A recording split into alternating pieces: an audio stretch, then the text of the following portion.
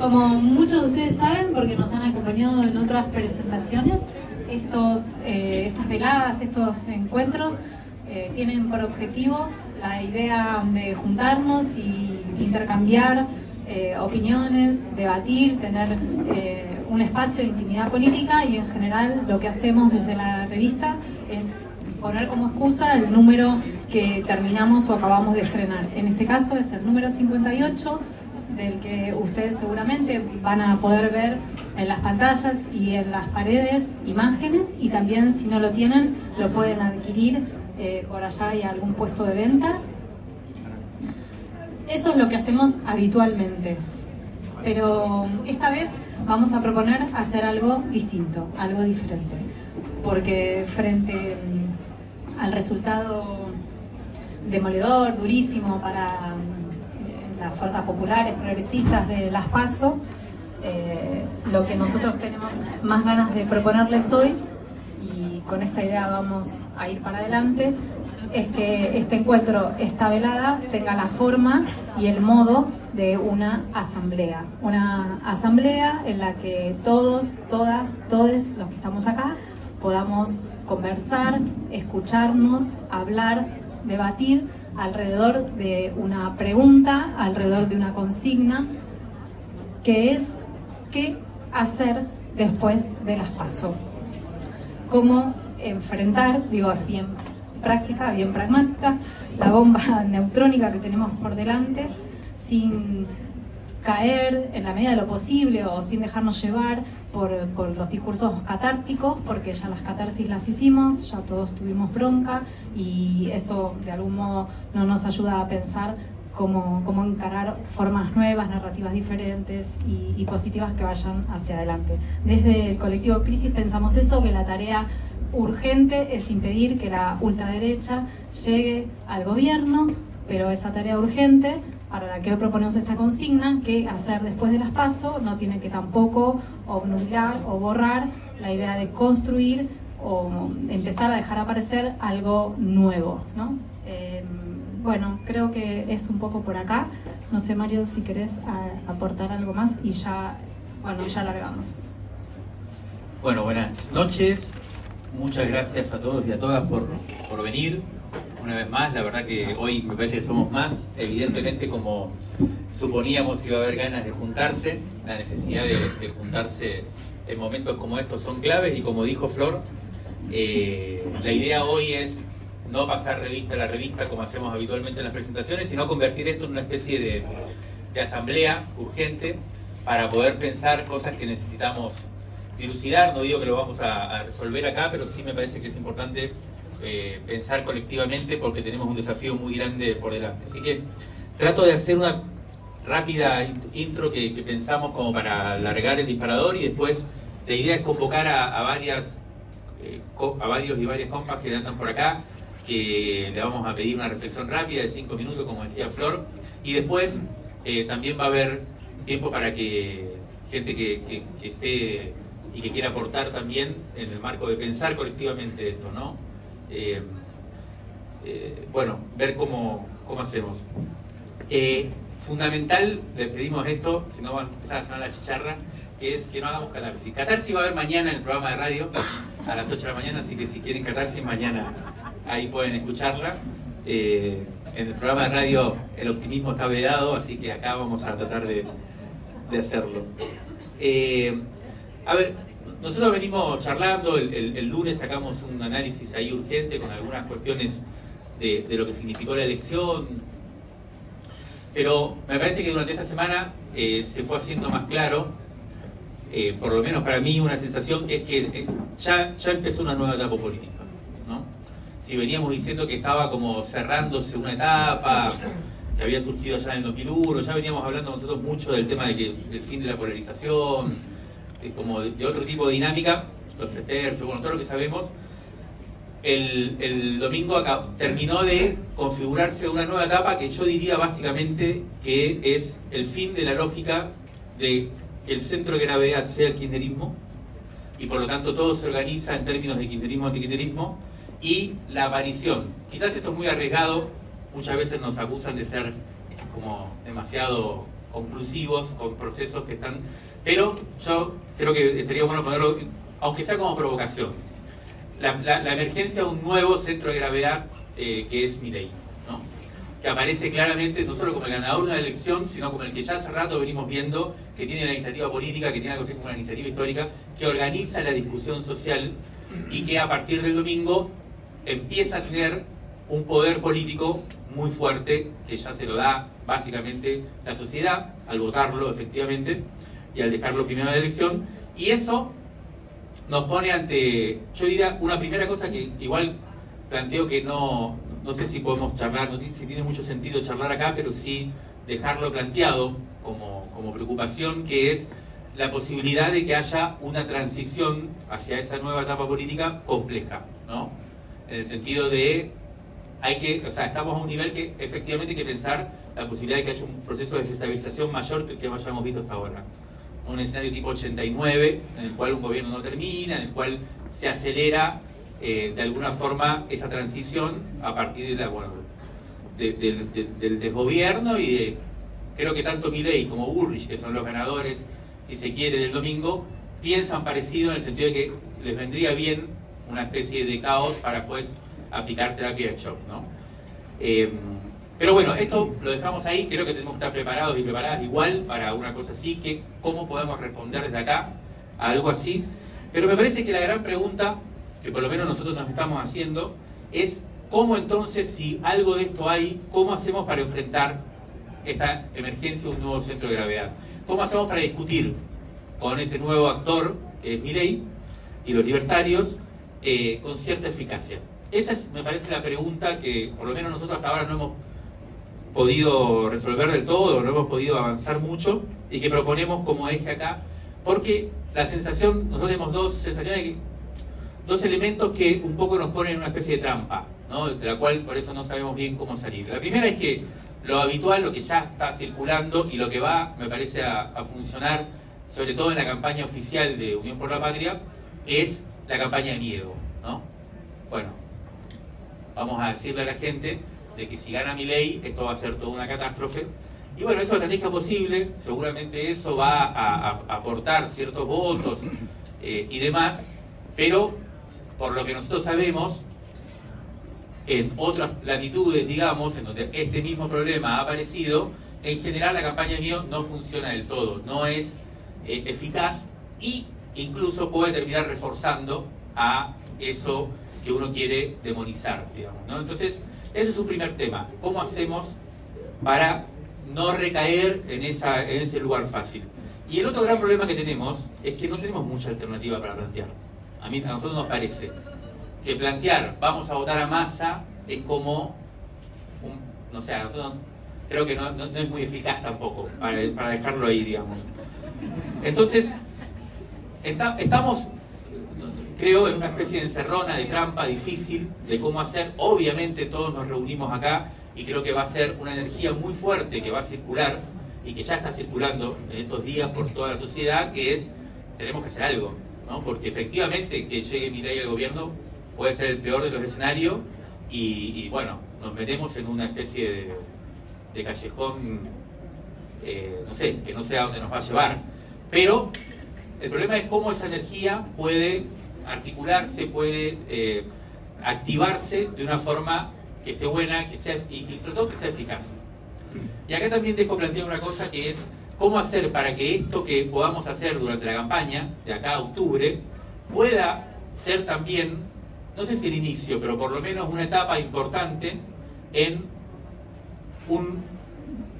una pelea, un desafío que va a ir más allá de las elecciones.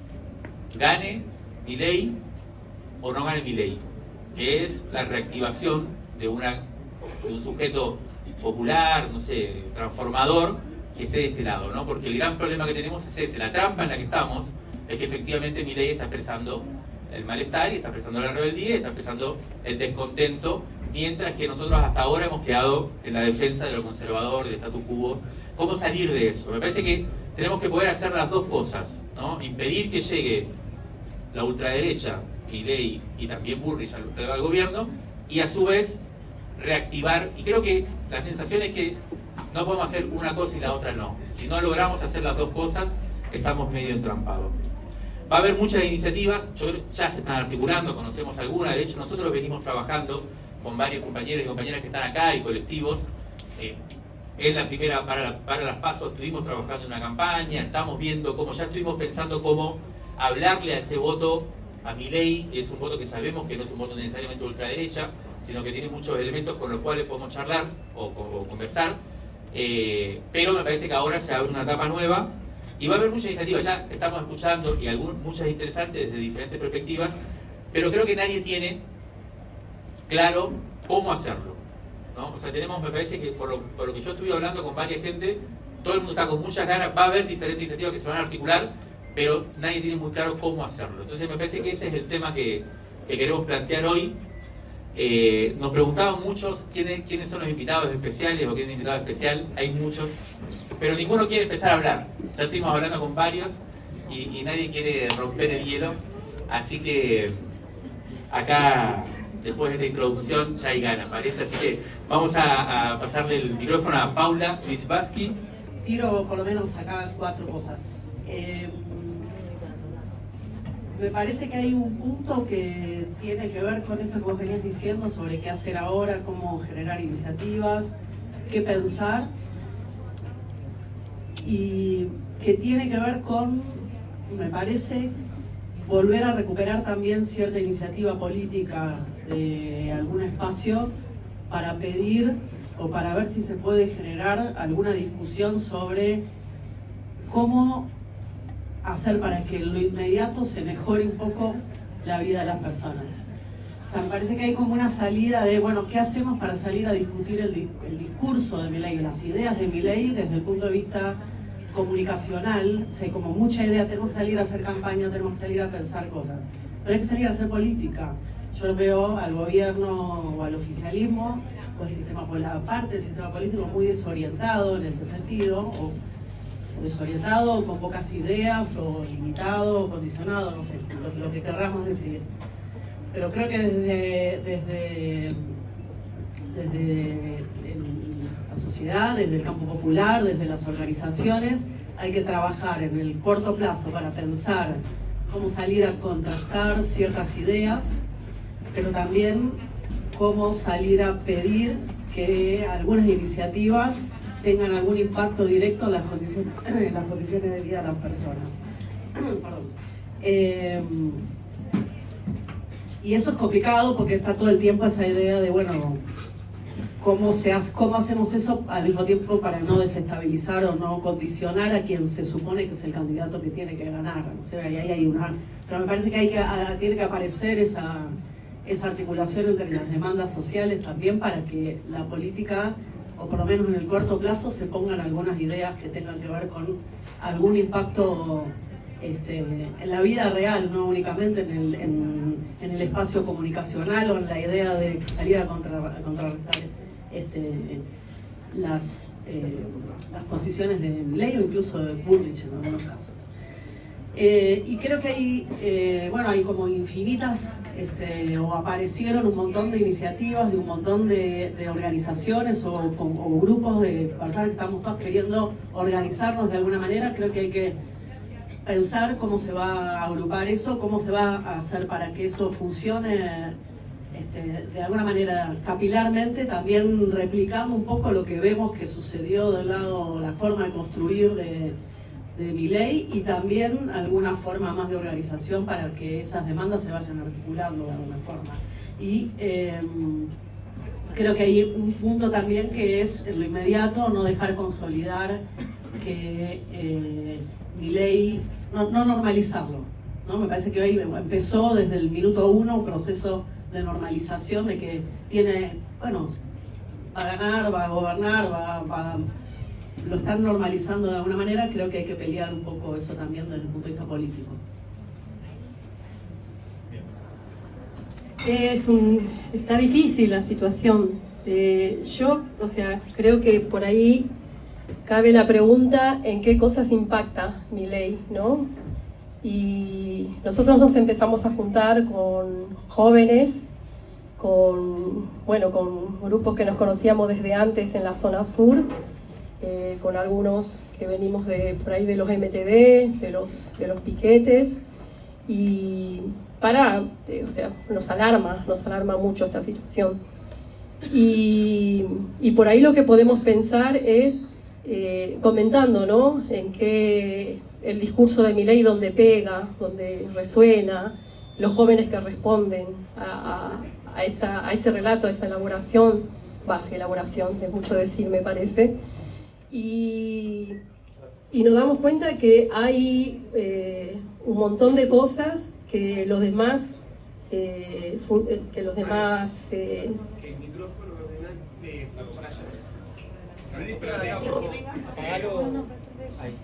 Hola, Eva. Y que nos parece que hay muchas cosas que quedaron obturadas y que Milei los toma. Por ejemplo, lo del 2001. Es decir, hay un montón de cosas que dice Milei que quisiéramos hacer, pero no nos atrevemos, no lo supimos hacer.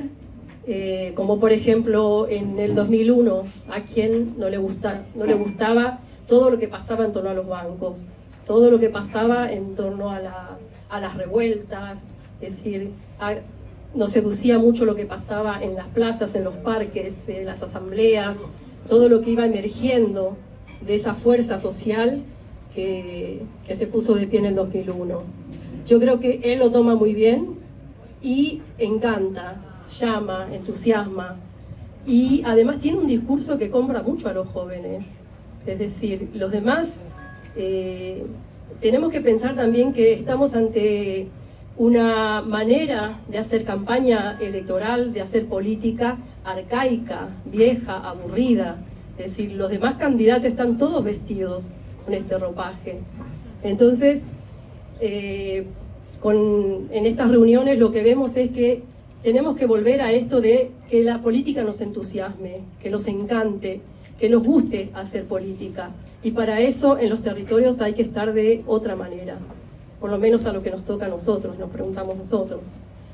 Es verdad, es difícil no hacer catarsis, porque la verdad que es alarmante la situación. Y el tema que la catarsis tiene que ver con aquellos que prometen permanentemente y después se convierten en otras cosas.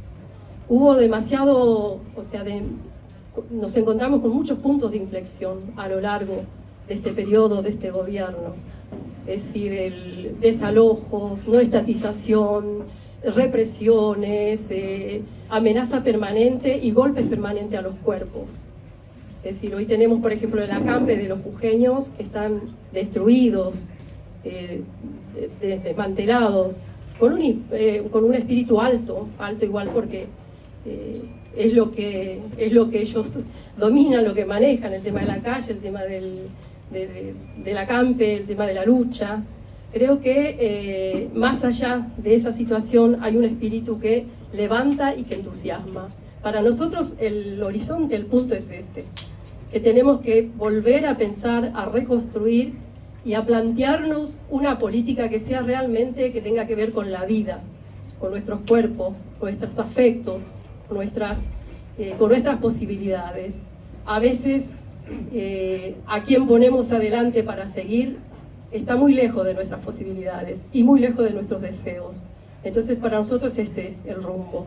Pero a la vez me parece que rápidamente nos puso a la defensiva, ¿no? Dando explicaciones. Si somos más o menos productivos, si gastamos más o menos. Había como una posición un poco de mansedumbre, ¿no? Y eso es lo que me parece que quizá para la nueva etapa no sé si va a ser muy eficaz. Mario hablaba mucho de eficacia. Por un lado, reivindico, ¿no? Las posiciones más pedagógicas, el contar que es el CONICET, etc. Pero creo que vamos a tener que en algún momento mostrar los dientes. Digo, cuando el CONICET como una excusa, ¿no? De hecho, muy chiquito. Pero me parece que sirve como ejemplo. Va a haber que mostrar la bronca, digamos. Va a llegar un momento que tenemos que nosotros saber cómo vamos a desplegar la furia.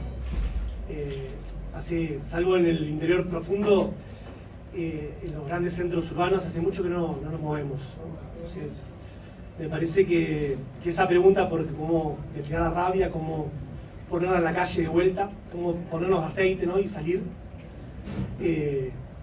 se abre cada vez más. Si gana Milei ni hablar, si gana Bullrich también, y bueno, quizás si gana Massa también. Por supuesto, ¿no? Con las diferencias de cada caso. Tampoco uno puede ser obtuso, ¿no? Con eso. Pero, no sé, esa ambivalencia de lo del CONICET me deja pensando y lo quiero plantear, ¿no? ¿Qué vamos a hacer con la furia, con la rabia, si se quiere, con la violencia que tenemos también nosotros en nuestros cuerpos? Bueno, gracias y seguimos. No tengo muchas cosas para decir. A mí lo que primero me acordaba de un proverbio, no sé si era un proverbio o una leyenda china que decía: te van a tocar vivir tiempos interesantes. Creo que nos está pasando eso. A ver, yo por las circunstancias de la vida me tocó hacer algunas, por trabajo también, me tocó hacer algunas encuestas, algunos estudios cuantitativos que muchas veces discutimos con Mario y con el equipo. Yo voy a poner una cuota de optimismo para que no me caiga tanto, después puedo bajar otro. Primero, que a mí me parece que digamos, yo por lo menos con la victoria de Bullrich sobre Larreta me gané unos cuantos asados. Era algo que yo ya lo veíamos venir. Yo personalmente no digamos que lo celebré, porque es difícil, pero me parece que en un punto estuvo bien, porque bueno, ya transparenta lo que cambiemos, ¿no? Que es ese partido de gente,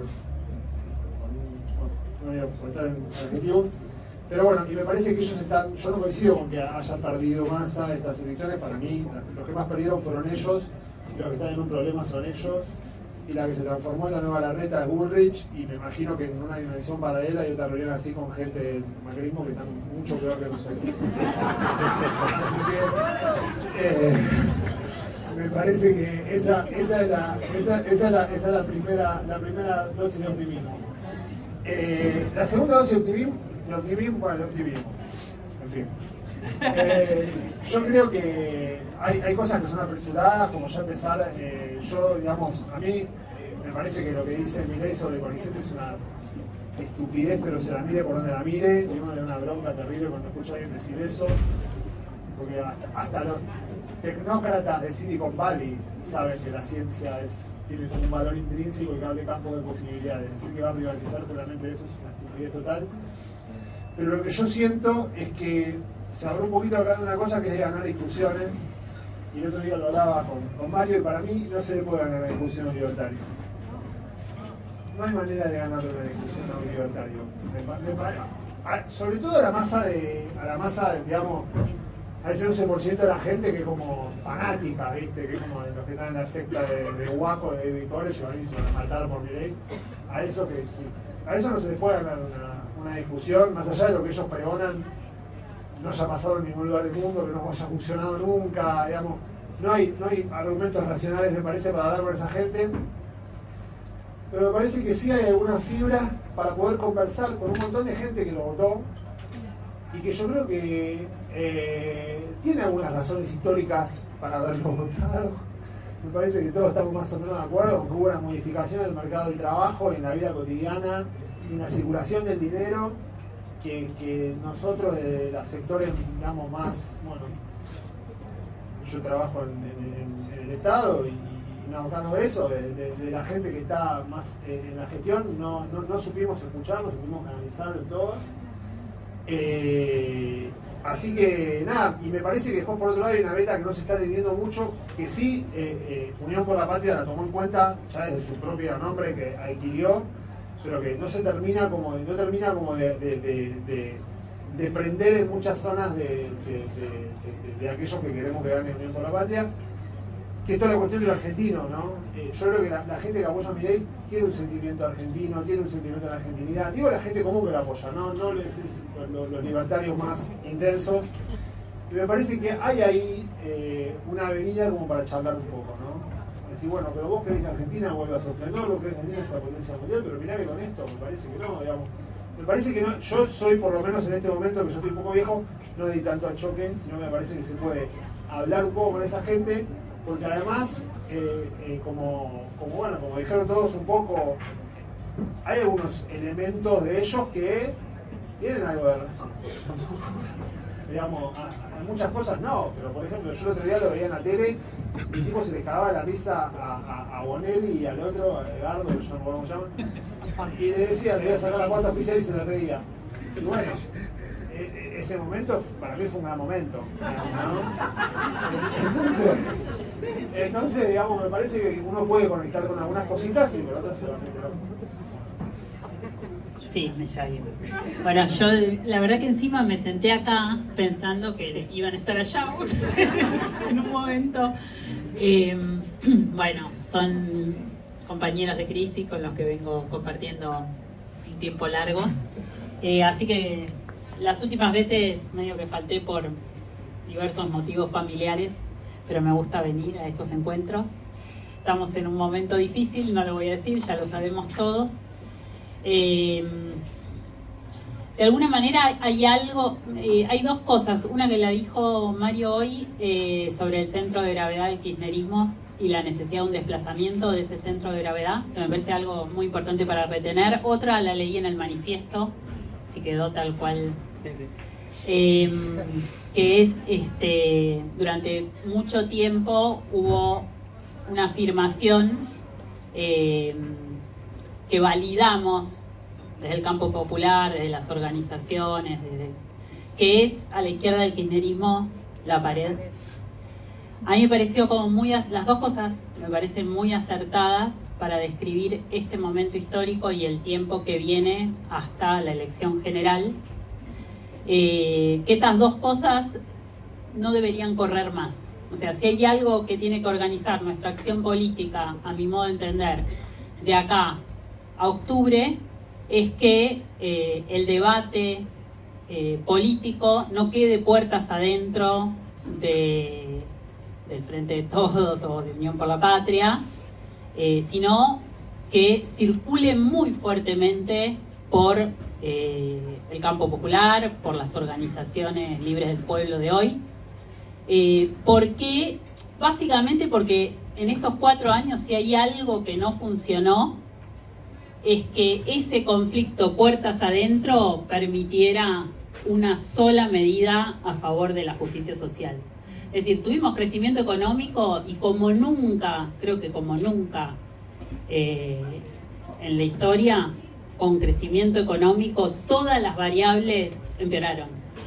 O sea, hay más no registro, hay más pobreza, pero mucha más pobreza, no es que es un poco más de pobreza, muchísima más pobreza. Hay un deterioro en términos del Gini, hay un deterioro de la desigualdad. Es decir, entonces ese movimiento adentro del enfrentamiento de Cristina con un montón de otros sectores no produce ninguna medida en términos de distribución. Y esto no es algo que yo le quiera adjudicar a Cristina, para nada. Cristina es parte de una construcción y es parte fundamental. Pero si hay algo que salva, si queremos, lo mejor del kirchnerismo, es que el movimiento de fuerza empiece a multiplicarse en la sociedad. Entonces, y si hay algo que propuso Juan, me parece a mí en esta elección, y es un motivo por el cual yo realmente creo que hubo un enorme acierto político de su parte, es el programa. Entonces, la forma hoy de organizar nuestra fuerza para llevar a Massa a un lugar que nos permita un triunfo electoral es garantizarlo a través del programa. Es decir, yo me imagino frentes estudiantiles movilizados fuertemente en pos del salario básico. Perdonen que lo diga de una manera muy rudimentaria, obvio que hay que complejizarlo, pero creo que tiene que haber grandes planteos programáticos desde las fuerzas sindicales, gremiales, feministas, desde las fuerzas estudiantiles, creo que sería fundamental, desde los espacios culturales como estos, y que no es en apoyo de un candidato, de una fórmula, sino en términos de la centralidad que hoy adquirió, producto de la bajada de Guado de último momento, la idea de un programa. Entonces, esa es realmente mi apuesta. Comparto lo que decían muchos compañeros, Hernán y muchos otros, Paula antes. En Milei hay un montón de cosas para leer en el fenómeno de Milei.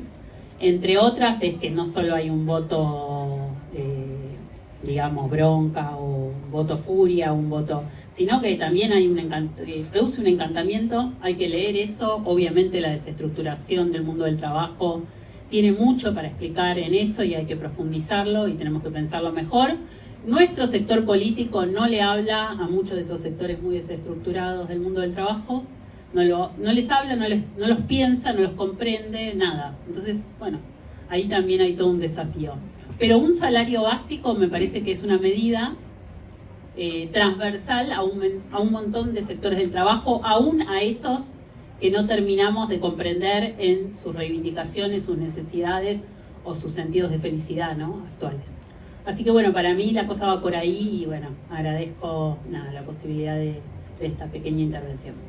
Hola, bueno, yo soy Natalia, soy otra de las editoras también de Crisis y un poco pensando en esto que decía Paula de qué manera leer los resultados de esta elección, Milei en ese primer lugar, y un poco también en lo que decía Neika, ¿no?, que mencionaba Jujuy, que Jujuy está acá, que está en tribunales. Hace hoy, el 17, se cumplieron 2 meses de la primera represión en Purmamarca, en el corte, después de que aprobaron la reforma constitucional allá. Hace 17 días que están acampando acá. Recién justo hoy temprano le mandé un mensaje, recién respondieron para ver qué había pasado con la lluvia. Y respondía Willy diciendo, bueno, la madre lluvia nos lavó la cara, nos ayudó a lavarnos y demás. Digo, como que esa resistencia que está ahí, que siguen haciendo marchas de antorcha, y cómo pensar eso, digamos, ¿no?, todo eso que se movió ahí, y este resultado en el que Milei salió primero. Entonces, bueno, hoy temprano estábamos pensando un poco, incluso habíamos mandado un mensaje a Rita Segato para ver cómo leía ella esos resultados, y un poco era en sintonía con eso que veníamos pensando, que decir, fue un no a Morales, claro, que se celebró desde allá. Y por el otro lado también es leer que no solo Morales defraudó a Jujuy, digamos, sino también el peronismo, que también acompañó a que se aprobara esa reforma. Entonces, también viendo, bueno, como una provincia que se levantó, que hace 2 meses que está con marchas, que resistió todas las represiones hasta ahora, bueno, que vinieron con todo después de las elecciones y demás, ¿cómo puede ser que termine en eso? Que era una de las grandes preguntas. Y un poco lo que se estaba ensayando y lo que se estaba pensando era justamente eso, era que, bueno, era una bronca también. Se celebraba que Morales no hubiera ganado, porque que un triunfo de ellos era un triunfo de ese modelo, entonces era eso en ese sentido.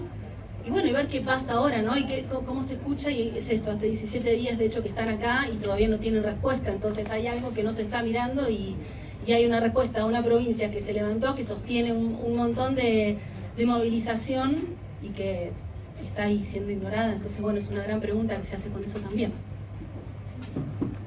Compañeros y compañeras de Brasil tienen bastante para compartirnos.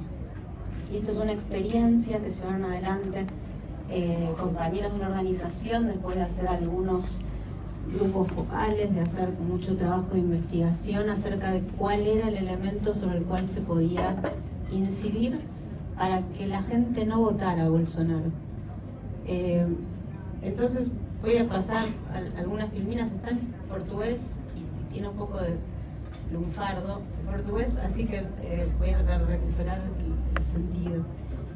Y una de las primeras cosas que dicen los compañeros es que un poco la línea de lo que decía Hernán, enfocarse en intentar derrotar teóricamente a un libertario es un poco contraproducente o improductivo. Entonces, un poco la primera clave que compartían los compañeros es, bueno, enfocar ahí donde tenés un votante indeciso, una persona que no fue a votar, una persona a la cual Bolsonaro, o en nuestro caso Milei, Bullrich, le parecen un político un poco más como cualquier otro, ¿no? Porque son estas personas, en el contexto brasileño, las que ganaron la elección, digamos, las que definen una elección.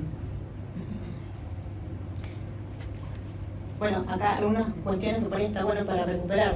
Este sector son en Brasil mayoritariamente mujeres jóvenes, evangélicos y personas de los sectores populares. Acá hay que tener en cuenta que esto fue un material producido ya habiendo padecido una gestión bolsonarista, ¿no? Entonces había una serie de tópicos para hablarle a las personas que tenían que ver con aquello que dolía, ¿no? Háblele a esa persona sobre aquello que duele. Y en el caso del bolsonarismo, eso fue la pandemia, fue la economía, la violencia contra las mujeres. Cosas que por ahí podemos igual tomar nota para el futuro si todo sale mal. Bien. Sigo. Y esto me parece que es clave y creo que no hay mucha duda sobre esto, ¿no? Atacarlo a él y no a sus seguidores.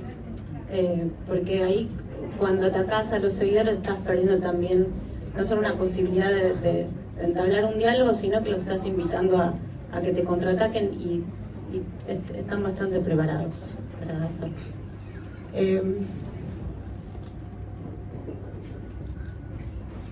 Usar el humor como una estrategia, como una herramienta.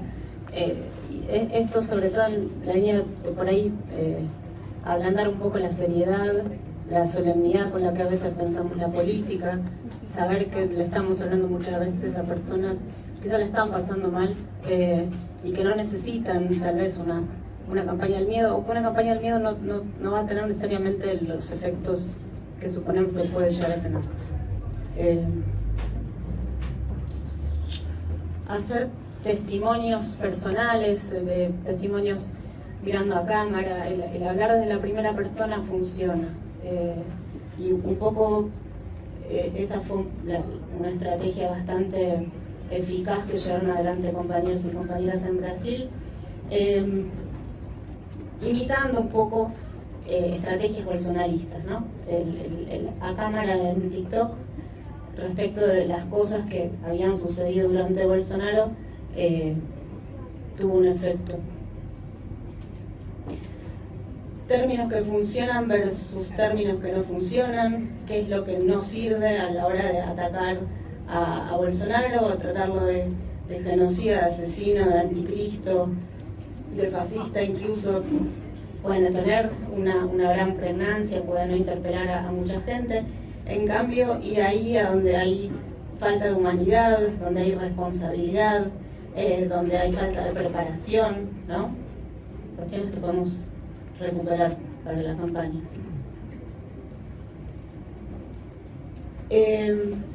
Bueno, y acá un poco en la línea de cuestiones que salían antes, ¿no? Cada vez que decimos que todo el mundo que es decente tiene que odiar a Jair, estamos invitando a un bolsonarista a que venga a desafiarnos, a que venga a contestarnos. No defender, solo atacar, sobre todo teniendo en cuenta el poco tiempo que tenemos, recuperando un poco la idea de que es más fácil convencer a veces de no votar a esa persona que proponer una alternativa concreta. Es polémico tal vez, pero es interesante para pensar qué estrategias tenemos en la mano según la persona que tengamos enfrente. Entender los campos de batalla en los que viene arrasando la extrema derecha, redes sociales como TikTok, YouTube, abandonar Twitter, dicen, volver a ser activo en Facebook, dar más indirectas en Instagram, incluso eso, entrar a TikTok para pasar vergüenza, pero tratar de intervenir ahí donde no lo hacemos y ahí sobre todo donde ellos vienen haciendo un trabajo más intenso. Y llamar al voto útil, ¿no? Digamos, cada quien supongo que podrá poner en práctica alguna de estas estrategias según cuán cómodo se sienta llamando a votar a alguien, pero digamos, la idea de llamar a un voto útil me parece que sigue siendo algo que podemos recuperar en esos 2 meses. Creo que ahí va. ¿Sí? Buenísimo, Gaby, muchas gracias. Gaby. En la mesa que voté de Parque Char, el Club Saber ganó Juan Grabois, le ganó a Massa.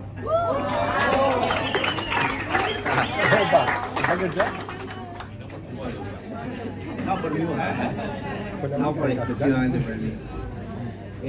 Así que bueno, no, pienso muchas cosas. La primera es que yo creo que lo voy a tirar todo así brutalmente y después vemos. La última me voy corriendo en la medida de mi posibilidad. La primera cosa que creo es que el tiro de Sabac Montiel mató a Cristina, aunque no haya salido la bala. Porque no hubo una reacción popular a la altura del problema, por una parte, y por otra parte hubo un exceso de institucionalismo al cual Cristina nos tiene acostumbrados, que era moverse hasta cierto punto y no salir a romper todo. Pienso, entre otras cosas, que no salimos a romper todo porque ni sabríamos cómo salir a romper todo. Tantos años de estar adentro, o sea, porque me parece que la gravedad máxima de esta elección es poner de manifiesto que la casta somos nosotros, ¿no? Porque estamos adentro del CONICET, del Estado, de un sueldo, de una bancarización, de un aguinaldo, de una serie de cosas que nos impidió durante tantos años saber lo que era salir a romper todo por una parte y por otra parte conectar con esa cosa que no sabemos ni cómo llamar, que es la vitalidad popular que transita por lugares que nosotros ni siquiera queremos asumir, porque nos gustaría demasiado asumir. Ahora, frente a eso hay varios problemas. El primer problema es que los que estamos acá sabemos que lo de Milei es una perversión del 2001. Y es una perversión porque da vuelta el signo, ¿no? El problema es que hace rato vemos cómo el lenguaje de las luchas fue confiscado por la derecha, ¿no? Hace rato vemos que se habla de libertad, que se propone un plebiscito para plantear lo del aborto. O sea, nosotros quedamos del lado de la defensa de la Constitución contra el tipo que plantea, che, ahora democracia, ¿por qué? ¿Por qué le temes a lo que diga la gente, ¿no? Y sale a hacer política con esa... Y en fin, hay una serie de signos y de temas que hace tiempo vienen siendo confiscados. Yo creo que las estructuras políticas, sindicales, sociales, de la escuela a la iglesia, de la iglesia al peronismo, del peronismo a los movimientos sociales, perdieron esa capacidad de capilaridad que caracterizó a los movimientos sociales en las jornadas de 2001. Es decir, esa capacidad de escuchar, de sentir y de traducir y de construir una opción política por abajo, capaz de expresar el malestar, expresar la desesperación, entender los anhelos, entender los deseos. Y si los que votaron a Milei, en lugar de estar equivocados, votaron acertadamente, ¿sabían exactamente lo que votaban? Porque digo, frente a esta elección hay dos posiciones que me parecen complicadas. La primera es la que dice el votante de Milei está equivocado, yo le voy a explicar, ¿no? Cuál es su equivocación y de esa manera vamos a dar vuelta a los votos necesarios para que, bueno, Sergio Massa en este caso, sea nuestro fiel representante. Pero me parece que es un problema eso, porque supone que el votante de Milei estaba equivocado. Entonces, yo no sé si estaba equivocado. Pienso en el fondo que sí, porque la opción de derecha nunca puede ser, digamos, casi por dogma, digamos, lo digo, porque nunca puede ser la opción de derecha una apuesta a la vitalidad, una apuesta por la vida, digamos, ¿no? Más bien lo veo delirante, veo que es una salida delirante. Pero me da la sensación que el lugar defensivo desde el que planteamos todo esto es un lugar completamente conservador. Entonces ahí me parece que perdemos por goleada. Digamos, no se trataría de ver cómo seducimos al votante mileísta, sino cómo hacemos para no cagarla más. Porque cada vez que hablamos desde un lugar interior, con los derechos consagrados, con un sistema de privilegios que los demás no tienen, con una incapacidad de sentir qué piensa esa gente cuando habla de libertad. Porque dije ayer, el otro día había unos empresarios de las pymes que decían, bueno, y ahora los chicos prefieren la bicicleta a venir a trabajar 8 horas a la fábrica. Y bueno, ¿y qué está diciendo un pibe cuando dice libertad de esa manera, no? Pero pienso que también hay otra posición que a mí me incomoda mucho, que es como una especie de antropología militante que ahora quiere salir a cazar a los pibes, ¿no? Salir a escucharlos de golpe después de tantos años, salgamos a escuchar a ver lo que pasa, veamos qué sienten, cómo piensan, vamos a los barrios. Y el otro día hablé con uno que me dijo que no sé qué cosa. Me parece que esa posición también es un problema, porque primero da cuenta de lo anacrónico que quedamos y de lo impotente que quedamos. Y segundo, estamos tomando como objeto a alguien que nos acaba de pasar el trapo por la cabeza, digamos, ¿no? Me parece que es una posición muy complicada. Yo pienso que los años de obediencia se están pagando caro. Y pienso que cualquier propuesta de reunir, de articular, de volver a empezar, creo que tenemos que volver a empezar, porque ni siquiera ya las palabras tenemos, pues las ha capturado a la derecha, digamos, ¿no? Esta especie de volver a empezar, que tiene todo un acumulado. Arte Sabloneca, acá hay muchas personas que participan de distintas iniciativas, del feminismo, de la lucha de las mujeres. Pienso que hay un acumulado. Lo que pienso es que tenemos que volver a empezar, y volver a pensar significa dinamitar cualquier sistema de obediencia. Y siento que de nuevo nos ponen ante la obligación de defender algo que ni siquiera nos gusta, pero de vuelta vamos a estar a la defensiva, porque si no es hacerle el juego a la derecha.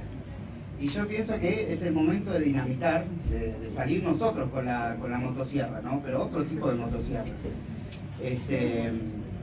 Salir nosotros y salir a romper aquello que no sabemos ni cómo se hace, de tantos años de acostumbramiento a una especie de vida incluida, de vida de plataforma, de vida de cargos públicos, de vida de qué sé yo, de cuenta bancaria, ¿no? En definitiva, el tipo quiere quemar un banco y nosotros estamos todos bancarizados, ¿no? Ahora, no sé, esto no era cierto. Bueno, perdón, termino acá y gracias. En estos últimos días me sentí como una votante de Milei en algunos momentos. No por obviamente, no comulgo en nada con ninguna de sus propuestas, pero sí en la rabia. O sea, yo el domingo no termino de creer que nadie, desde la militancia siquiera, diga que mataron a un militante político en el Obelisco. Nadie lo ha dicho en esas palabras. Y eso para mí es parte del diagnóstico que estaba haciendo el compañero. Es un nivel de obediencia el que manejamos y una pérdida de lenguaje que yo no lo puedo creer.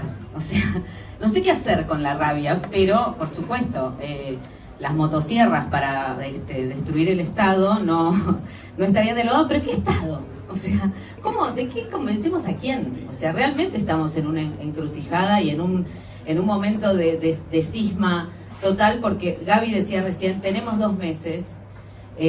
Yo recordaba hoy en las 12 la experiencia de Amorcí Macrino, que fue una cosa desesperada, acudiendo a algún lenguaje en relación al cuidado. En ese momento decíamos amor, pero era como cuidar la jubilación, cuidar a los jubilados, cuidar a los empleados estatales. Abrazamos ministerios como locos y como locas durante los primeros años del macrismo, ¿no? En un lenguaje eso del cuidado. Salíamos a abrazar el ENACOM, ya ¿no? Había de alguna manera algo que representaba una comunidad. Hoy la comunidad parece ser la comunidad de TikTok. Y mismo, pienso en nuestro lema de Ni Una Menos, decir, nos mueve el deseo. ¿Y el deseo de qué? Porque yo siento que nos tendría que mover hoy la rabia de una manera muy poderosa, sinceramente. Porque ahí perdimos algo de potencia. Y porque además, la rabia que hemos visto últimamente en la calle es una rabia no de clase, sino que se ha vuelto punitivista. O sea, que el discurso de la seguridad, o sea, frente al crimen de Morena, digamos, todo el mundo como con cuidado. Hay que pedir que condenen, digamos, en algún punto. Nadie puede defender el discurso garantista, pongámosle para resumir, ¿no? Porque parece que entonces se pierden votos, cuando en realidad hubo un pibe acusado. Digo, me parece que hemos perdido, sí, eso, la rabia. Y en ese sentido me sentía un militante de Milei, porque digo, es un gesto vital votar a alguien que va a acabar con este status quo. Yo no veo otra manera, o sea, por supuesto no quiero que gane Milei, pero a la vez, compañeros, mataron un militante político en el Obelisco, como en el 2001. Entonces, ¿de qué lectura del 2001 estamos haciendo? Si no ponemos rabia y si no podemos decirlo desde los, no sé, escuché 25 programas de radio de compañeros, ninguno decía, no podemos decir todavía que lo mataron, estamos viendo una autopsia. Les quiero decir que la autopsia de mi mamá, a la que fusilaron en una esquina de Ciudadela, decía paro cardíaco traumático. O sea, bueno, eso. Por un lado, yo creo que sí hay que sostener de que hay muchas cosas que hace el Estado, como recién mencionaba la compañera. Hay un Estado que existe, que hoy lo que pasa es que es imposible o muy difícil verlo porque hay una situación económica imposible. Hay una situación económica que nos pone en una mentalidad, digamos, con una inflación del 117%, digamos, que va a saltar el mes que viene. Cuando se mida el mes de agosto, la inflación va a ser más alta y es inevitable que no sea así. Y con eso digamos, queda todo el resto de las posibles realidades que pueden ser positivas, digamos, o de los discursos, o de las cuestiones a rescatar, que puede haber, que hay un montón. La verdad que quedan opacadas por una realidad económica muy complicada para todo el mundo. Y particularmente para esa parte de la población que está por debajo de la línea de pobreza. Que en realidad...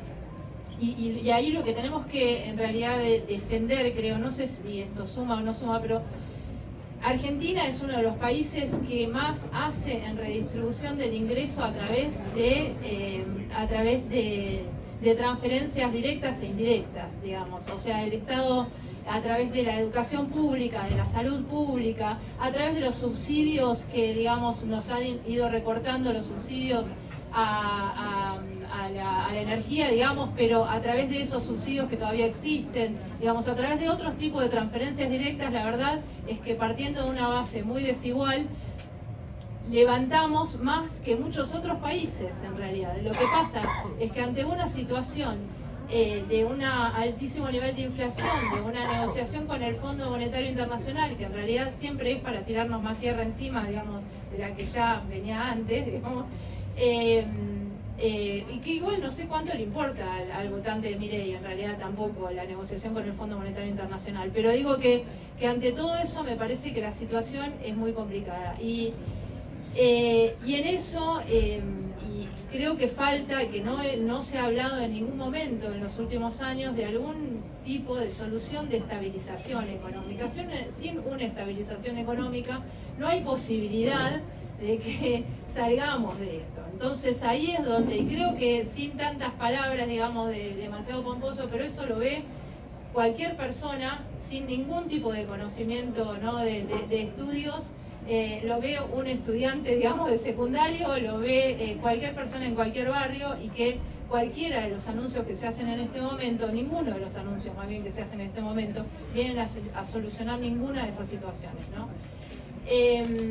Entonces, bueno, no quiero ser tan derrotista, pero en realidad creo que ahí es donde me parece que falta esa conexión hoy con el gobierno, con el Ministerio de Economía, con el candidato principal, en realidad para que se comprenda esa situación, digamos. Y sin esa comprensión, bueno, obviamente está claro que la ven a la situación, pero porque han hecho algunos anuncios, pero los anuncios no son individuales, digamos, no es que esto lo vamos a solucionar directamente yendo a presionar a una o dos empresas multinacionales. Esto no se soluciona de esa manera, y creo que eso lo ve cualquiera.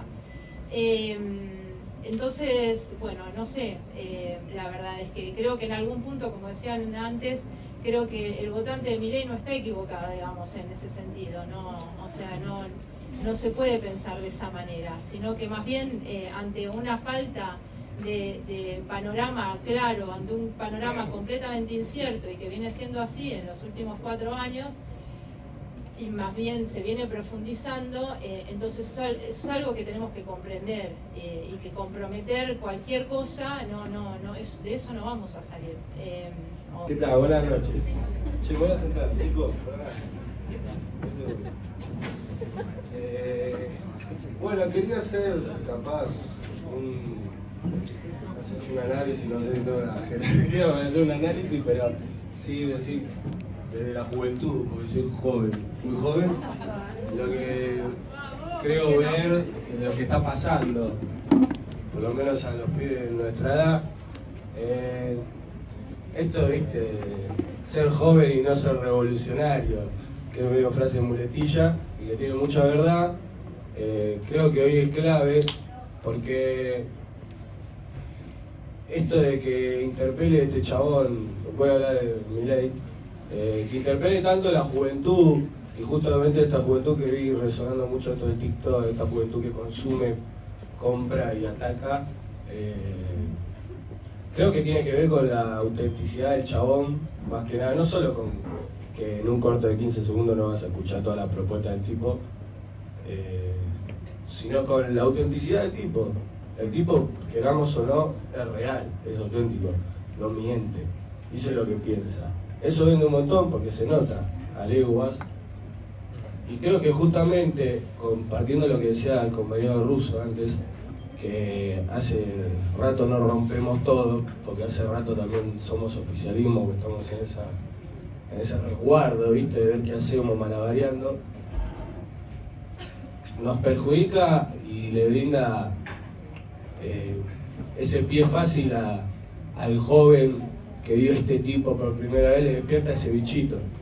Creo que hay dos opciones hoy que más representan esto que estoy diciendo. Una es Javier Milei, del otro lado, la otra es Juan Grabois y la Gómez de la Paula. Si no, creo que si hoy los porcentajes fueron bastante diferenciados para el tipo, tiene que ver mucho con los recursos y por cómo se fue dando.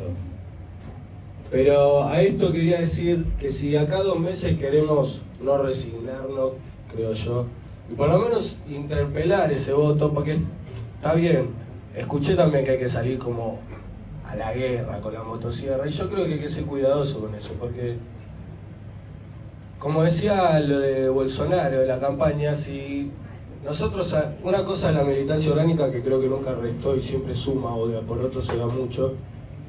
Si hoy salimos con el paraguas de colores que diga Sergio Tomás y con la remera de Unión por la Patria, ahí plantamos una barrera, ahí nos diferenciamos, ahí perdimos ese diálogo. Nosotros somos lo que somos y estamos lo que estamos y punto. De acá a 2 meses, si se puede cambiar algo, creo que tiene que ver con esto de demostrar realmente lo que es el chabón. Sí, el tipo es auténtico y dice lo que piensa, pero yo estuve hablando con muchos compañeros, gente amiga y conocida por más que otra Milei, son muy linda gente, pero no tenían ni idea.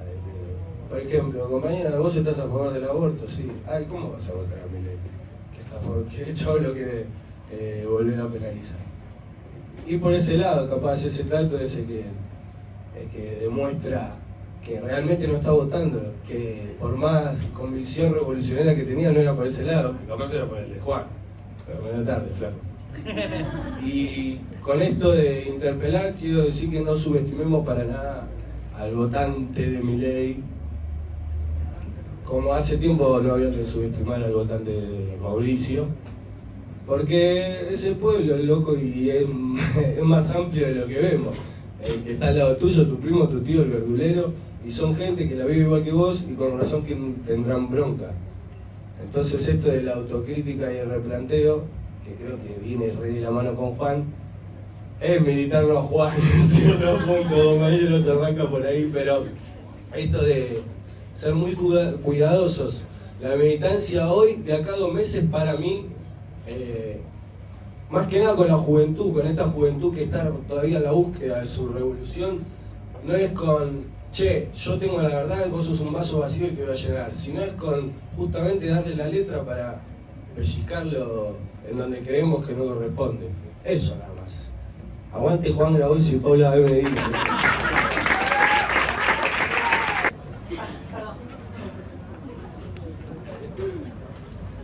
Buenas, ¿cómo va?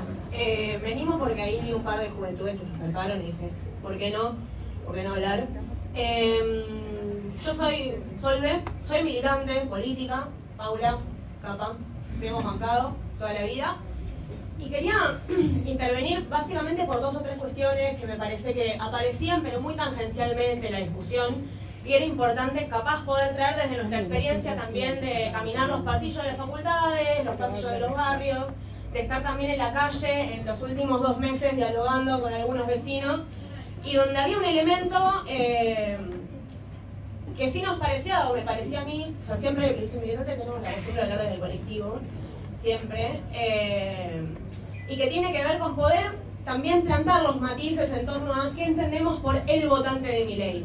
Y saber que si nosotros hoy estamos un viernes a la noche, no solamente están, como dijo el compañero al principio, capaz los de Juntos por el Cambio golpeándose la cabeza con una matraca, sino también hay otros sectores organizados que tienen la misma altura política, la misma calle tal vez, la misma experiencia que nosotros, y que son sectores que hoy están envalentonados, que hoy están radicalizados. Y ese matiz es importante tenerlo, porque de cara al periodo que se nos abre, que digamos, se siente en la piel, ¿no? Como esta idea del cambio de etapa, hay indefectiblemente, por parte de algunos sectores, un proceso de fascistización transcurriendo. Y ese es un proceso que a nosotros, sobre todo a nosotras, a nosotres, nos pega en el cuerpo. Digo, nos pega en el cuerpo cuando nos encontramos con alguien en una calle que nos dice que nos quiere matar por ser zurdos. Nos pega en el cuerpo cuando nos agreden por llevar un pañuelo verde, nos pega en el cuerpo cuando escrachan los símbolos históricos del movimiento popular, como pueden ser los murales de las madres, como pueden ser las baldosas de los compañeros desaparecidos, como pueden ser los locales de las organizaciones. Nos pegan en el cuerpo cuando ponen un arma en contra de esas paredes en las cuales hay mucha gente que hoy hace política. Y ese pegar en el cuerpo individual es también un pegar en el cuerpo colectivo que colabora con un proceso, o podría colaborar en un año, en unos meses, con un proceso de desestructuración fuerte del campo popular, sobre el cual para nosotros hay que sacar balances. Digo, pues si no, medio que uno se hace el boludo, ¿no? Y nunca tiene el problema, o nunca tiene una parte de la responsabilidad de lo que está pasando. Digo, nunca no movilizó, nunca no fue a la asamblea, nunca dejó de generar alguna articulación activa. Y este es un espacio de referentes políticos. Que ustedes, nosotros, mi generación, que es una generación que no es hija de la generación de Esmada, es hija de ustedes, la generación del 2001, los respetamos enormemente. Entonces, digamos, yo hoy agarro el micrófono porque, así como yo, hay un montón de pibes, pibas, que estamos organizados, y muchos pibes que hay que volver a organizar. Y que es inminente, digamos, desarrollar un proceso en ese sentido. Entonces, había como una cosa que veníamos discutiendo, digamos, en el pasillero, en la reunión y demás, que tenía que ver con 3 axiomas o 3 verbos para poder encarar esta etapa. Digamos, uno tiene que ver con la idea de reencantar. Para nosotros la campaña de miedo funciona más como un mecanismo de reencantamiento político frente al pavor que como una campaña de desarticulación del voto de Milei. Eso, no sé, es más eficiente, menos eficiente, indefectiblemente está ahí, y hay que poder pensar cómo se vuelve a convocar políticamente a esos sectores a la movilización activa de las ideas. Después con esto, digamos, insisto, o sea, yo venía por el tema de, che, loco, hay fachos en la calle, pensemos también en eso, es un peligro, es una cagada. Que son elementos que van a empezar a articular con más fuerza si nosotros no podemos empezar a quebrar eso que hoy está sucediendo. Que es quebrar el voto indeciso, pero es también quebrar esa organización que viene a por todo lo nuestro, incluso hacia nuestros cuerpos. Y después lo último, así como militante de a pie, digamos, decirlo acá, como para ver qué podemos hacer también. El tercer verbo viene a ser un poco el de organizar. Y organizar es esto, digamos, Paula, hola. Vos lo decías al principio, hay que volver a la asamblea feminista, a la asamblea estudiantil, a la asamblea del sindicato, porque incluso en ese proceso hay que sacar un balance sobre cómo la idea de que nosotros éramos los privilegiados, que ahora nosotros somos la casta, y nos la pidamos a nosotros mismos, nos despotenció como un sujeto político. Entonces, esas 3 cosas, digamos, las traigo. Primero, porque la primera a mí me da bastante cagazo, porque lo vengo viendo, digamos, nos ha pasado que nos han cagado palos en la calle y es un garrón.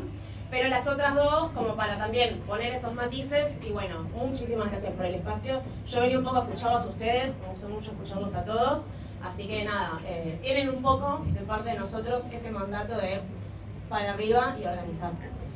Yo la verdad, honestamente, voy a decir algo que no quisiera pensar, pero no la veo.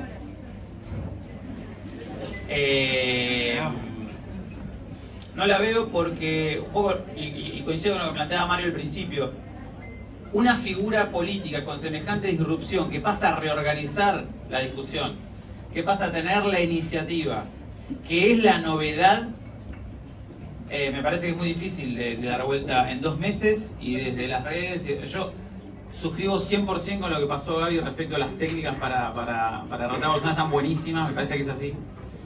Pero me parece que nosotros derrotamos al macrismo llenando de piedras el Congreso y con la movilización por la aborto en 2018, que si bien no salió, generó un movimiento social, fue un movimiento social. Me acuerdo de haber intercambiado algunos mensajes, Mario, a fines del 17, después de que el macrismo ganara las elecciones del 17. Y lo que reabrió la escena fue la batalla del Congreso, no fueron las elecciones. Y lo mismo con lo de 2018. Y que venimos de un proceso de muchos años. Después del 2001, llevó años irle entregando nuestras armas a Néstor y Cristina a cambio de cosas que nos hacían vivir mejor, efectivamente, y muchas otras cosas. Y cuando ya no estuvieron, cuando las recuperamos, reabrimos el campo político con la movilización social, con autonomía, con iniciativa propia, sin esperar una orden. Y ahí recupero lo que decía el ruso. Pero nosotros esperamos órdenes, yo no diría que hace 20 años que esperamos orden, o que hace tanto que estamos amodorrados o demás. Yo creo que no hace tanto que nos movilizamos. Lo que pasa es que volvimos a entregar, no solo volvimos a entregar nuestras armas, sino que muchos de nosotros, de nosotras, ocupamos cargos en este proceso, y quienes se suponía que tenían la pelota y tenían las armas para cumplir por lo que habíamos luchado, no lo hicieron. Y eso está generando una situación muy confusa de este lado, de desorientación, y me parece natural. Ayer nos juntamos a comer con varios amigos, psicólogos sociales, toda la semana de catarsis. Y este psicólogo social decía que la ausencia, el corrimiento de la figura de Cristina había generado una situación tremenda de desorientación, de defensiva. Estamos desmovilizados ya no solo por no tirar piedras, sino de convencer. A mí me parece que hay muchos elementos de desmovilización, falta de iniciativa, falta de novedad y demás de este lado que me hacen que yo honestamente no la vea de acá a un par de meses. Y creo que está bueno decirlo, lo cual no implica que no vayamos a dar todas las peleas que vayamos a dar. Pero me parece pero sí soy optimista después de los próximos 2 meses o 3 meses, porque me parece que cuando recuperemos nuestras armas, cuando no esperemos ninguna orden, cuando sintamos en el cuerpo de vuelta la necesidad de movilizarnos sin esperar que nos digan si está bien o si está mal, ahí creo que esta gran mentira delirante, psicótica de Milei, este otro globo, lo vamos a poder pinchar y vamos a volver con más fuerza, claro.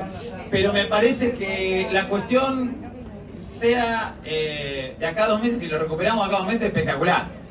Ahora, si no, yo sí tengo plena confianza de que quienes estamos acá, miles y millones de votantes de Milei, un montón de personas, creo que nos vamos a reencontrar, pero en otras condiciones. Y confío en esas condiciones, confío en nosotros y nosotras, porque lo hemos hecho, porque lo vamos a volver a hacer, y recuperando esta vitalidad.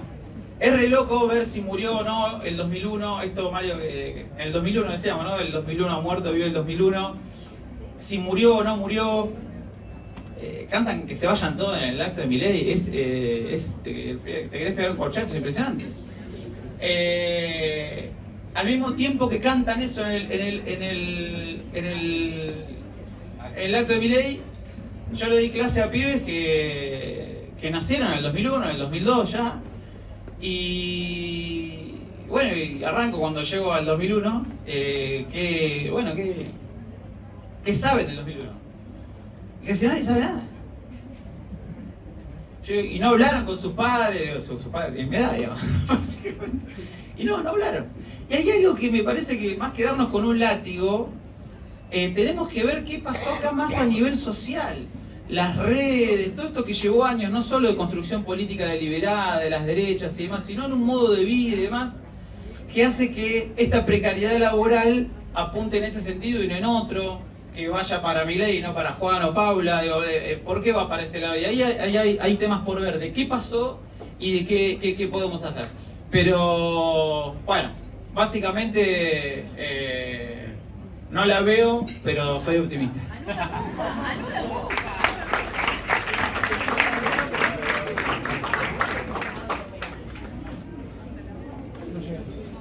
Buenas noches, ¿qué tal? ¿Cómo va? Antes que nada, yo voy a quedar incómodo acá. Les voy a caer incómodo porque voté Milei, no, es mejor. Pero voté al Frente de Izquierda de los Trabajadores y soy militante inorgánico del Frente de Izquierda de los Trabajadores. No pertenezco a ninguna organización desde hace mucho, desde antes de la existencia del Frente de Izquierda de los Trabajadores, yo milito por el Frente de Izquierda de los Trabajadores, digamos. Ante todos los militantes de los partidos de izquierda que me discutían de que no había que formar un Frente de Izquierda previo al 2011 cuando se formó. Bueno, no, yo lo que quiero proponer acá es un ángulo, porque obviamente, bueno, me parece que acá se mencionó muy poco, creo que fuiste vos, que habló de inflación. Es increíble que no se haya hablado de inflación, acá yo no pude. Me llamó la atención. Y después Marta Dillon, un dato interesante que dio, es que el presidente, el superministro, el presidente, vamos a ser sinceros, el presidente dijo que hubo un muerto en el obelisco. En ese marco, a mí me parece que hay un electorado que de manera fuerte va a seguir votando lo que votó, que es Grabois, Massa. Perfecto, chicos y chicas, voten a esa gente. Y me parece que Guillote Moreno va a dar unos votos también y que algún voto blanco. Me interesó también la exposición sobre lo de Brasil. En esos términos quiero decir, agregar acá que ¿qué pasa si planteamos al de Milei con los modos de la exposición sobre lo de Brasil que se expuso acá? Che, votá Frente de Izquierda, no votes Milei. Pero quería cerrar, porque también, o sea, la gran pregunta es ¿qué hacemos? Y qué sería darlo vuelta, ¿no? Dar vuelta a esta tortilla para hacer honor a mi identidad lesbiana. Y creo que no se puede pensar qué hacemos sin hacer una mínima autocrítica. Recién yo dije, nosotras desde Ni Una Menos decíamos, nos mueve el deseo. Y creo que el problema fue que nos quedamos a la mitad en la idea de construir alguna idea de felicidad que no sea la felicidad capitalista. Y que alguna idea de felicidad, o sea, nadie hace ninguna promesa. Y Milei hace una promesa. Entonces, si hay algo para pensar, es pensar en construir algunas promesas de paraísos actuales, acá, ahora. ¿No? Una promesa que no sea la de los evangelistas, porque de pronto Milei ahora habla de los evangelistas, habla de la Torá, de los perros en el más allá, digamos, o sea, construye un paraíso propio. Lo vi en Crónica, era un tipo tierno con Chiche Hellblum, ¿no? Las dos generaciones de fachos abrazándose, te quiero mucho, pibe, gracias Chiche, le regala algo o sea, hay toda una construcción en la cual nos quedamos a mitad de camino. Y en lugar de construir ideas de lo común, no puede ser que lo común sea el Estado. Lo común no es solamente el Estado. Y ahí tendríamos que poder abrir ideas ofrecerle a los pibes alguna idea de diversión. No puede ser que lo único que pensemos es que tengan que volver rápido a la escuela y todos compremos la idea de seguridad. O sea, eso es...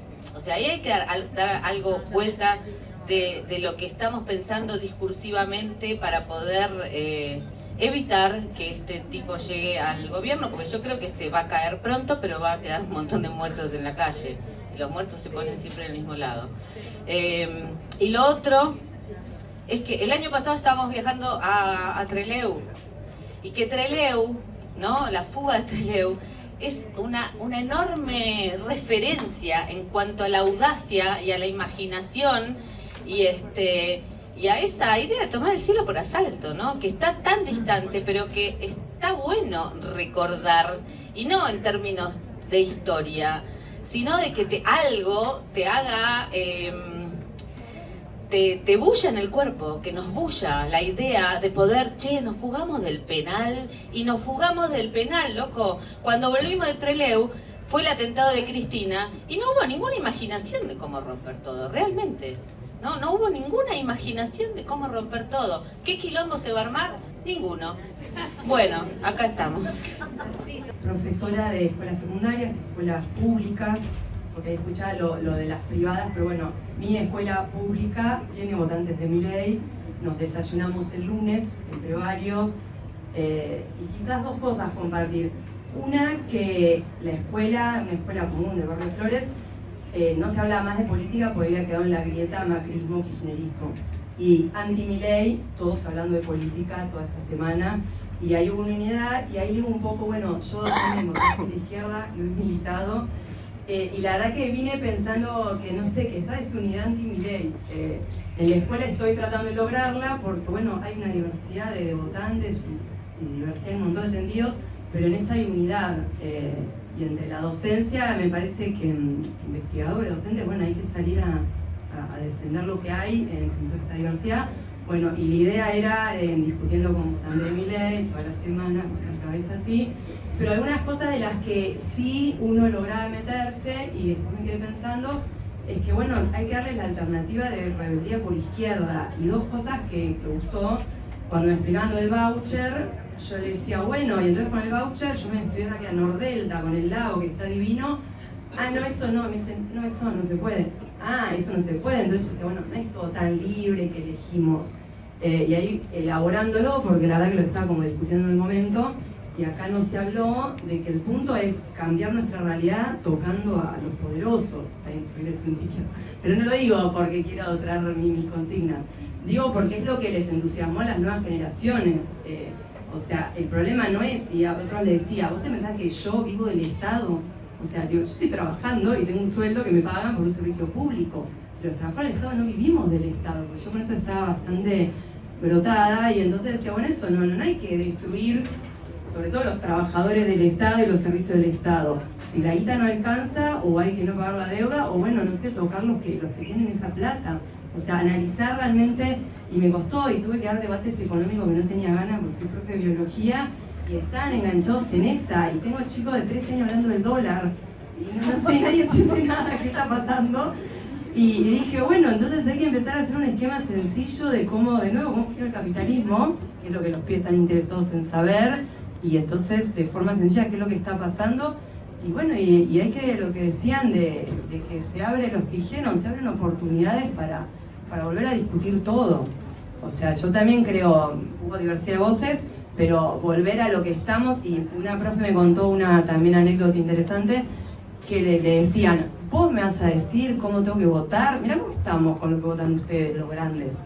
Y eso, eso es una escuela privada pero subsidiada, y eso también me dejó dando vueltas. Pero bueno, también lo novedoso es que todos los docentes secundarios, depende, estamos hablando de política cuando hace años no se podía, daba miedo, que Acuña no sé qué. Bueno, y ese escenario cambió y hay que pensarlo como oportunidad, como dijeron algunos. Muchas gracias. Bueno, vamos cerrando. Hoy, por suerte, no nos tenemos que ir antes, así que nos podemos quedar charlando y compartiendo y seguimos elaborando acá. Pero por ahí ya vamos cerrando porque es... Ah, bueno, ahí está.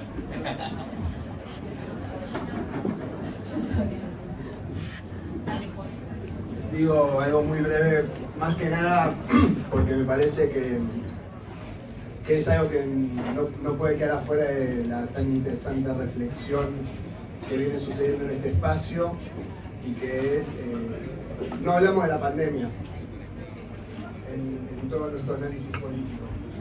Yo no tengo muy claro hasta dónde llegó y cómo llegó, pero tengo una sensación muy fuerte que es, hay un deseo profundo de volver al pasado.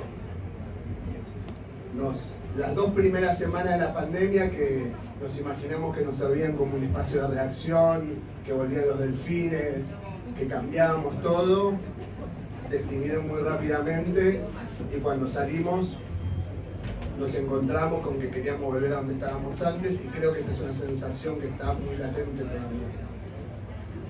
Y no estamos proponiendo futuro, estamos constantemente defendiendo pasado.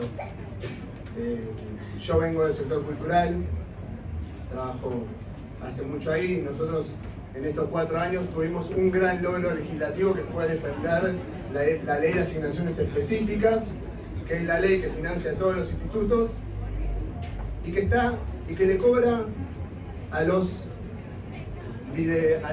tiendas de video para financiar el cine argentino. Es decir, estamos defendiendo leyes que están viejísimas y no pudimos ni siquiera dar una discusión sobre qué pasa con la concentración, con las OTT, Netflix y demás. Me parece que Milei y que el movimiento libertario construyen, coincido ahí positivamente, una mirada de futuro que tiene muchos reflejos en un pasado que a muchos les genera melancolía. El pasado donde no existía el aborto, donde no existía el movimiento feminista, donde existía un 1 a 1 que parte de la sociedad recuerda con cariño, y nosotros estamos, porque es lo que nos toca, defendiendo el Estado. Y que necesitamos defenderlo y al mismo tiempo nos cuesta evitarlo con las contradicciones propias que tiene. Me parece que hay una necesidad, y coincido ahí con lo que decía Marta, de empezar a poder proponer un futuro diferente, de dejar de contenernos en el pasado, y creo que ese futuro tiene que aceptar las contradicciones que tenemos o que veo y escucho constantemente. Bueno, vamos cerrando, ¿les parece? Y seguimos acá charlando entre grupitos y pensando las cosas que surgieron. Yo antes que nada quería pedir un aplauso porque la verdad que nos armamos una asamblea bien interesante. Es importante que vamos a ver.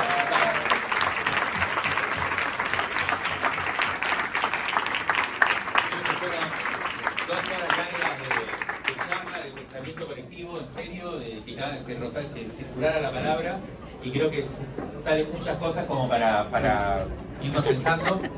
Yo me quedo con 3 elementos rápidos, así como vamos a decirte si tiene sentido, no tiene sentido, pero quiero decirlo. Uno, o sea, 3 cosas que me quedan como muy claras. Una es el tema de que el ascenso de la ultraderecha o la inminencia de la ultraderecha es algo que más allá de lo electoral tenemos que empezar a pensar en serio. Lo dijo una compañera muy bien. Yo lo trataba de decir un poco cuando decía la posibilidad de una desestabilización inminente en las próximas semanas, digamos. Quizás no suceda, quizás lo que decía la compañera tampoco suceda, pero creo que es un elemento que más allá de lo electoral y de lo estatal incluso y la representación, es algo que tenemos que, con lo cual vamos a tener que lidiar en los próximos años en un cuerpo a cuerpo como nunca quizás lo habíamos vivido, ¿no? Desde los 70, ¿no? Desde nuestros viejos, digamos, y no solo la generación, tampoco la generación del 2001 lo vivimos, ¿no? Un combate contra la ultraderecha tan cuerpo a cuerpo y en todos los lados. Entonces, eso es un primer elemento que me parece que tenemos que realmente pensar. El segundo, una fórmula que ayer escuchaba y que hoy de alguna manera circuló, no sé si así, pero que es que tanto como el miedo a lo que puede venir, creo que surgió hoy, ¿cómo puedo decir? El rechazo o la bronca con lo que fuimos hasta ahora, o no sé si fuimos, pero por lo que se hizo hasta ahora, ¿no? Eso me parece que es un elemento, a mí me queda muy claro, ¿no? O sea, podemos generar mucho miedo por lo que viene, podemos estar muy preocupados por lo que viene, pero la verdad que cuando nos miramos al espejo, lo que tenemos para oponer es patético. Y eso nos tiene que poder movilizar. O sea, todo bien, podemos hacer lo que haya que hacer para octubre, pero eso no puede ser admisible. Y creo que acá hubo mucho de aparición de eso. Y bueno, y lo tercero es un poco el colorario de esto que acabo de decir, que es que es inminente un reseteo, en serio, un recomienzo, decían algunos, un retomar la potencia popular, desde abajo, autónoma, de izquierda, como lo queramos llamar, pero me parece que ya no podemos seguir cediendo esa imagen de futuro, esa imagen de felicidad, cosas que surgieron acá, ya no podemos seguir esperando que alguien, digamos, lo condense o lo retenga, digamos, sino que es algo inminente para recuperar, para desplegar, para recrear y lo que esperamos. Así que bueno, esto me quedo como imágenes fuertes, que no son líneas de trabajo, pero son